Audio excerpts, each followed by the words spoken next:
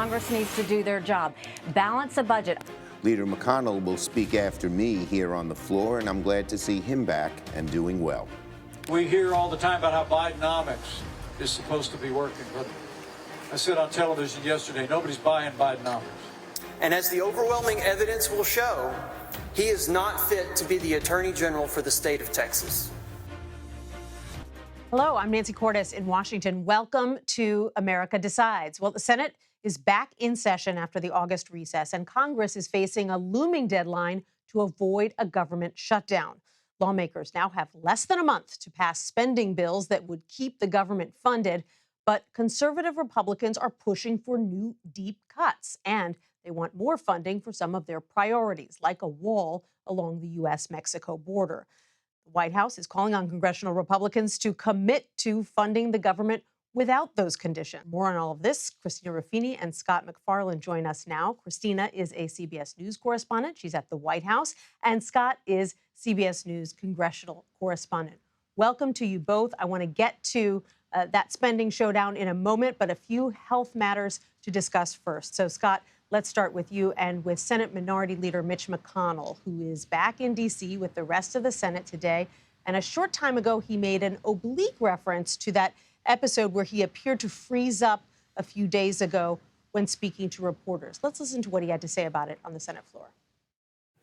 Now, one particular moment of my time back home has received its fair share of attention in the press over the past week. But I assure you, August was a busy and productive month for me and my staff back in the Commonwealth. So acknowledging the issue, but not really addressing it head on or answering any questions. Scott, is his office providing any more information about what might be ailing him? His office is speaking through the Office of the Attending Physician, Congress's in-house doctor, releasing two statements over the past few days, one of which last week didn't quiet much of the questions or the concerns because it acknowledged the physician hadn't actually examined McConnell directly. But in a statement today, the physician says he did examine McConnell and some MRI results and has ruled out a seizure disorder, a stroke, or Parkinson's. What the Office of the Attending Physician has said over the past few days is what we've seen could be consistent with dehydration and complications from the concussion, a severe concussion McConnell suffered in March at a D.C. hotel fall. McConnell had a chance to answer any number of questions today. We were there. We were peppering him with questions. He didn't take them or address them. And you characterized it quite well, Nancy. He answered it only obliquely during his expected Senate remarks today. I noticed that one of his Republican colleagues, John Cornyn, said that McConnell wants to be more transparent, but apparently that hasn't happened yet. Perhaps it will happen, Cornyn said, tomorrow when Senate Republicans sit down for their weekly lunch. On another health matter, Christina, the First Lady, was diagnosed with COVID yesterday. This afternoon, we saw the president wearing a mask at a Medal of Honor ceremony, although he didn't keep it on the entire time. What is the White House saying about the First Lady's condition and about testing for the president? That's right, Nancy. So at the briefing, we were asking many questions about what the protocols are going to be since he and the First Lady were together all weekend in Florida. They were in Florida on Friday touring that hurricane damage. Then they were at their Delaware beach house over the weekend. The First Lady tested positive on Monday. The president returned to the White House. She's still there in isolation. But obviously, they were in very close contact. The press secretary, Karine Jean-Pierre, said today that the president, since the president was with the First Lady yesterday, he will be masking while indoors and around people in alignment with CDC guidelines. And about 30 minutes after she said that, we saw the president at this Medal of Honor ceremony where he wore a mask as he entered the room, took it off to make his remarks, and then didn't put it back on to be into close contact with the other octogenarian who was receiving this award. So we've reached out to the White House for comment as to how that kind of works with what we were told the president was going to be doing. We've yet to hear back. The other issue is the president has scheduled a big diplomatic trip to Asia. He's going to go to Delhi for the G20 and then to Vietnam, at least he's supposed to, on Thursday. Now, the question hanging over this trip is, will the president stay healthy enough? Will he test positive between now and that set departure on Thursday? We also asked the White House how often he's testing, what the cadence of testing is going to be leading up to that trip. And they wouldn't comment. They said he's tested negative in the last 24 hours. Once in the morning, once in the evening. And we said, is that going to be, is that going to be the procedure? Is that going to be, we're going to continue seeing those tests 2 times a day? And the press secretary wouldn't tell us. She said that testing will be up to the president and his doctors. Yeah, I guess they're taking a wait-and-see approach because they also won't tell us whether the vice president, who's already in Asia, will end up pinch hitting for the president in India and in Vietnam if he does test positive sometime in the next few days and can't make that trip. All right, Scott, let's turn to the increasingly real potential of a government shutdown. What are conservative House members demanding in exchange for their votes to keep the lights on, and how is the Senate reacting now that it's back? We're 25 days from the deadline, and there's still no sense of anybody trying to merge or find consensus here. There's two different areas in which Republicans and Democrats are differing at this moment. The overall dollar amount. House Republicans want to chop it down by tens of billions of dollars, but also some of the language they've included in the House bills, just non-starters with Democrats in the House and in the Senate. Cuts to climate change initiatives, diversity programs in the federal government, money that orders increases in the spending on the border wall, that Trump campaign idea from 2016, which continued through his administration. Our reporting shows that the next bill the House is going to take up and try to pass is this Homeland Security spending bill, about $62 billion worth, that includes all those things I just mentioned, border wall money and cuts to climate change initiatives and diversity programs. They're not going to get Democratic votes for this when it goes to the House floor, if it clears the Rules Committee 1 week from today. But even if it did, it's a non-starter in the Senate. So we get perilously close to the September 30th deadline, and both sides are just digging in to a messaging argument and bills they know aren't going to pass the other chamber, which reminds me an awful lot, Nancy, of that debt ceiling standoff, which went down to the final hours. Right. And I was going to say, if it seems familiar to people, this fight that we're watching play out, it's because we did just watch it play out in May. There was a protracted, painful negotiation between the White House and House Speaker Kevin McCarthy, where they set spending limits for the next couple of years so that we wouldn't watch what we are watching right now, and yet it is happening anyway. So, Scott, it would seem that the House Speaker is now in a major bind here. He just cut this deal with the White House in May. Now conservatives want him to break the deal. If he goes along with them, it'll undercut his ability to negotiate in the future. But if he doesn't accommodate them, they could sink his speakership. How real is that threat? There's a needle he has to thread. You characterized it well, but what's clear to me, more people I talk to as these days go by, is there is a case of buyer's remorse from some of these Republicans for the deal Speaker McCarthy cut to avert the debt ceiling crisis. And they have been looking to atone for that ever since.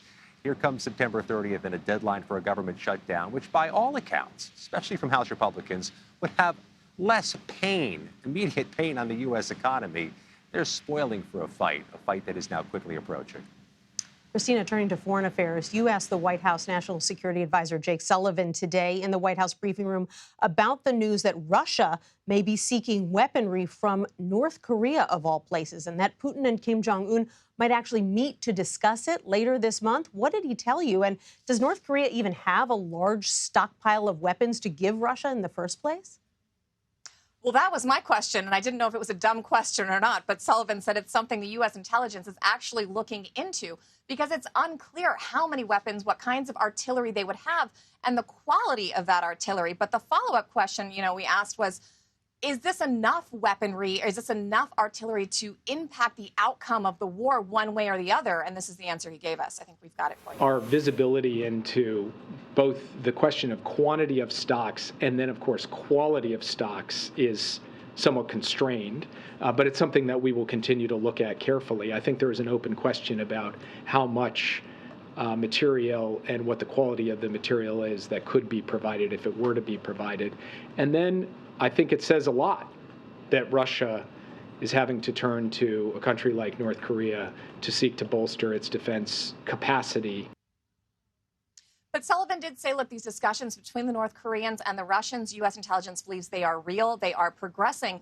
It's not clear yet if it's a matter of really wanting this material support or if it's a matter of the enemy of my enemy is my friend, right? You have these two nations who are pretty much isolated. They're antagonistic with the United States. It may be more of a diplomatic antagonistic move more than an actual military asset. But either way, it's something the U.S. is intensely watching, and we'll have to see what comes of it. It definitely speaks to how few friends Russia has in this fight, if it's turning to North Korea at all. Christina Ruffini and Scott McFarland, thank you so much. Well, it was a busy Labor Day weekend on the campaign trail, and today, a few of the 2024 Republican presidential hopefuls are crisscrossing New Hampshire. We're going to take you to the Granite State next. You're streaming America Decides. Frankly, Donald Trump and others that vie for this nomination have the same policy as Joe Biden, walking away from a commitment to fiscal responsibility. We can't just criticize the so-called radical Biden agenda. Of course, there's everything in the world wrong with it, but that's not enough. That's why I think that's actually why we didn't succeed in 2022. Welcome back to America Decides. You were listening to a couple of Republican presidential candidates, former Vice President Mike Pence and entrepreneur Vivek Ramaswamy, making their pitches to New Hampshire voters this weekend. This as former President Trump continues to hold a commanding lead in the polls. In fact, a new Wall Street Journal poll found 59% of Republican voters say that Trump is their top choice. That number is an 11-point jump from April. CBS News reporter Kara Cordy joins me now from Claremont, New Hampshire. She has been crisscrossing the state covering these candidates. Kara, good to have you with us. Thanks, Nancy. So Labor Day weekend, the traditional kickoff to the political season. A number of candidates have been in New Hampshire. In fact, just today, former Vice President Mike Pence had some interesting things to say about populism. Was that a veiled swipe at his former boss, Donald Trump? It's a very interesting thing to hear from Mike Pence, Nancy, because I think the beginning of his campaign, he's had to kind of straddle this line behind supporting Trump-Pence policies that he supports 100%, as he says out on the trail, but also, namely because of January 6th, trying to point out how he's different from his former running mate. Let's take a listen to what he said today.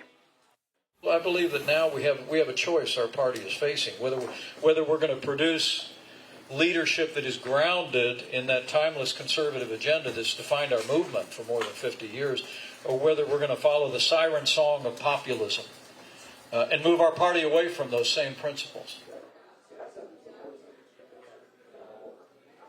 So Mike Pence here is talking about a philosophical difference that he sees in the Republican Party. What's really interesting, Nancy, is that the vice president is going to make a huge policy speech, they're billing, tomorrow in New Hampshire. And just moments ago, his campaign operatives were on a call with CBS News in which they said not only do they think Donald Trump is more in line with populism than conservative values, they also named Tim Scott and Nikki Haley as well. That's interesting. Well, it'll be intriguing to hear what he has to say in that foreign policy speech. By the way, Nikki Haley, since you mentioned her, she's got an event coming up tonight in New Hampshire. Are you sensing any new momentum for her after her debate performance a couple of weeks ago? I think so, Nancy. Voters I talked to here really like two things about Nikki Haley. The fact that she was a governor, so she has experience being the executive of a state, but also she was ambassador to the UN, so she has a lot of foreign policy experience. She's trying to capitalize on that today, given the news that Vladimir Putin and Kim Jong-un met, releasing this very forceful statement saying that the Kim-Putin partnership is another sign that dictators of the world are united. The tyrants who lead China, Russia, Iran, and North Korea hate America and our values. She goes on to say we must take their threats seriously. Neither Joe Biden's weakness nor Donald Trump's friendliness to Kim have changed North Korea's direction for the better. These dictators only understand strength. That's the message Nikki Haley is going to deliver here tonight. And yet, Kara, you know, as you crisscross the state, you look at that Wall Street Journal poll that puts Trump at 59% in the GOP primary. Is the sense there that this race is already over? Certainly not from the candidates, Nancy. Of course, they're never going to tell you that. They believe in themselves. When I talk to voters, though, there is a real fear and trepidation when you talk to folks that do not want to support Donald Trump. They know they're not going to support Joe Biden. They're wondering who is going to rise to the top here. Some folks I talk to say they're worried that there are too many Republican candidates going to splinter the field and lead to Donald Trump getting the nomination once again. Other names I hear pop up a lot is Vivek Ramaswamy. A lot of folks say that they like his young energy. They think that he can lead the party to something new. You know, when you talk about all the candidates in the field, I want to play for you what former Maryland Governor Larry Hogan had to say about just that issue this weekend on Face the Nation. Take a listen. I think there's too many people in the field. You should not be in the race. If you don't make the debate stage, you likely should consider getting out. If you're on the debate stage and you're willing to stand up and challenge the leader, that's at 50%. If you're unwilling to challenge Donald Trump, you should get off the stage. You know, Ramaswamy, for example, is up there being a cheerleader and a fill-in for Trump. So he's saying, Kara, that Ramaswamy maybe should get out of the race, but you're saying that actually some folks in New Hampshire are giving him a new look. There's a lot of enthusiasm behind Ramaswamy here, especially when you see people wearing his hats or passing out his bumper stickers. They're young people, so that's really interesting. Other third-party candidates, you don't really hear a lot about here, Nancy, except sometimes there's one exception, and that's for Democrat Robert Kennedy Jr. Some folks I spoke to last night at a Mike Pence event said that they're waiting to see him when he comes to the state later this week. Intriguing. The Mike Pence Kennedy crossover voter. That is an interesting cross-section. Kara Cordy in New Hampshire, thank you so much. A panel of federal judges has blocked Alabama's latest attempt to redraw their state's congressional map. The judges say the state failed to create a second majority black district as the Supreme Court had ordered. Now, a special master will be tasked with creating the map independently. Alabama's Republican Attorney General has said the state will appeal the decision. The historic impeachment trial of Texas's Attorney General is now underway. We'll take a closer look at the case and what might be in store for Ken Paxton after the break. You're streaming America Decides.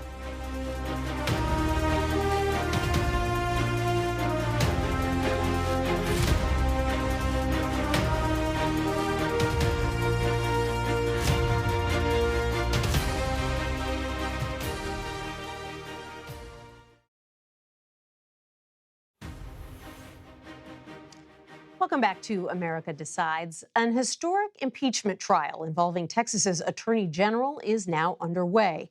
Ken Paxton is facing multiple accusations of bribery, obstruction of justice, and misusing power. Representatives for the state and for Paxton made their opening statements on Tuesday. Mr. Paxton should be removed from office because he failed to protect the state and instead used the power of his elected office for his own benefit. When we are done, I believe that no matter your party affiliation and no matter where you stand now, you will conclude what I have concluded, that there is nothing to this. CBS News correspondent Janet Shamlian joins us from Houston, Texas. Hi, Janet. Thank you for being with us. Nancy, it's great to be with you today. Thanks. So walk us through this very unusual impeachment trial, what happened on day one, and remind us of the conduct that led to this trial in the first place. Yeah, so basically, Attorney General Ken Paxton asked for $3 million of taxpayer money to help settle a lawsuit. A number of staffers claimed that they were wrongfully terminated for being whistleblowers. After that, the Texas House started looking into his behavior and reportedly found an incident of bribery involving a big donor, protecting that donor from an FBI investigation in exchange for favors. So in May, the Texas House voted to impeach him. And since that time, he has been suspended, Nancy, without pay. You know, what's interesting about Paxton is that unlike Trump, he wasn't impeached just by Democrats. He was also impeached by the Republican-led state House. His own party wants him gone. So why hasn't the party closed ranks around Paxton the way it has around Donald Trump? Well, some have, but not a majority. And this is one of those rare cases in politics. You would know better than most of, sort of trying to hold one of their own accountable. Yes, it's rare, but so many people, Republicans in the state House and the state Senate, feel that his behavior has been so egregious that he needs to be out of office. And it's not just his behavior here. You know, he's facing other charges, criminal charges of securities fraud outside of what's being brought here in the state legislature. Right. And this is obviously the person who's tasked with upholding the laws in the state, now accused of making an end run around some of them. Now, at the end of this impeachment trial, the state senators are going to take a vote. So what's the threshold for removing him from office? Yeah, so the House already voted to impeach him, right? That's why it's in the Senate. There are 16 articles of impeachment. They only need a 2/3 vote on one of those articles to get him out of office. There are 12 Democratic votes that seem a sure thing. There are 19 Republican senators, so they only need 9 Republican votes to impeach on one of those 16 articles. And there's some belief that they have that, at least on one of the articles of impeachment. That said, there is money flowing to Texas on billboards in the newspaper from big GOP donors, reaching out to a small audience of those 19 senators, telling them to stay the party line. And yet it really feels like anything could happen. I mean, the Lieutenant Governor, Dan Patrick, is overseeing this impeachment trial. He's a big Paxton ally, right? And then you've got this complication that Paxton's wife is actually a member of the state Senate and is sitting in on this trial. Yeah, you almost couldn't make it up. Dan Patrick is serving as, quote, judge in this trial, although he does not have a vote. He is an ally of Paxton. He said in the opening statements this morning, he said, I'm not a lawyer, I'm not a judge, but I've got somebody here, a former judge, to help me through it. He will not be casting a vote on this. And you're right, his wife, Paxton's wife, Angela Paxton, is a state senator. She had intended to cast a vote in this proceeding until the Texas Senate said, you have a conflict of interest, that's not going to happen. But she is still there today in the chamber, and she will be hearing testimony about Paxton's alleged mistress and extramarital affair. So it's very odd. Yeah, it is, to say the least. You know, this is not the first brush with scandal for the AG. As you pointed out, he was indicted by a grand jury back in 2015 on securities fraud charges. What can you tell us about where that case stands right now, 8 years later? Yeah, it's hard to believe someone who is not in politics, right, could wait 8 years and not have come to trial. The charges are very serious. If he is convicted, he could face up to 99 years in prison. This has been delayed. There's been requests for change of venue. The last ruling was that it will be held here in Houston. There's a next court hearing in October, and at the October court hearing, a date for that trial will be decided, but it will certainly not come before this impeachment proceeding is finalized. So how long do we anticipate this impeachment trial is going to last? Well, I can tell you by watching today, it's not going very quickly. They did not get to opening statements until this afternoon. They had to swear in every senator separately, and on motions this morning, they had to ask everybody as if they were on a jury twice if they agreed, if that was indeed their vote. So the estimates are between 1 and 3 weeks. Most people say sometime in the next 2 weeks. The senators prayed this morning at the opening of the session that their lives would continue while they were in this lengthy process. Well, no matter how this turns out, it will be fascinating to watch. Janet Shamlian, thank you so much for breaking it all down for us. Thanks, Nancy. And that does it for today. You can stream America Decides Monday to Thursday at 5 p.m. Eastern. For now, you're streaming CBS News. Thanks for watching.